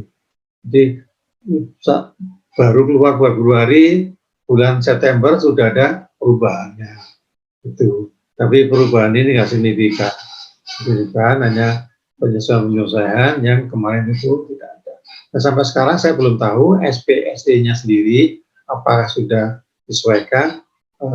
Kalau khusus DP itu bukan HPS. Yang ada di SPSD itu kan pagu anggaran dan HPS. Nah, khusus untuk DP seharusnya HPS itu diganti dengan pagu pekerjaan atau diganti menjadi HPS garing pagu pekerjaan. Mudah-mudahan aja itu sudah disesuaikan. Dari teman-teman POC katanya mereka sudah bersurat ke LKPP untuk ada penyesuaian khususnya untuk DP. Karena ada pendapat dari teman saya waktu saya cerita itu mana bisa, ternyata bisa. Ya, tapi tinggal menunggu penyesuaian. Ya, kita waktu itu kita juga ada komunikasi dengan APIP kementerian dan tidak ada masalah. Jadi di sini kembali ingatan bukan karena DP itu bukan tempat sebagai tempat pelarian ya Bapak Ibu, di mana terlambat perencanaannya kemudian diubah menjadi DP. Kalau terlambat perencanaan berarti kan nanti perencanaannya ada, itu hal yang mubazir. Jadi memang dari awal itu direncanakan secara rancang bangun. Demikian Bapak Ibu, mohon maaf apabila dalam penyampaian saya ada hal-hal yang kurang jelas atau masih kurang detail, tapi saya tidak menutup untuk waktu sekarang ini kita masih bisa berkomunikasi lebih lanjut. Demikian Bapak Ibu, terima kasih sekali lagi, mohon maaf. Assalamualaikum warahmatullahi wabarakatuh. Waalaikumsalam warahmatullahi wabarakatuh. Terima kasih Pak Bambang. Insya Allah besok ketemu lagi ya Pak ya. Ya. Alhamdulillah, terima kasih Bapak Ibu. Insya Allah besok ketemu lagi. Yang sedang dalam perjalanan hati-hati di jalan. Yang mau pulang selamat berkemas. Oh Pak Bambang mau istirahat barangkali Pak sudah sampai sudah. Terima kasih Pak Bambang, terima kasih Bapak Ibu. Demikian Assalamualaikum warahmatullahi wabarakatuh.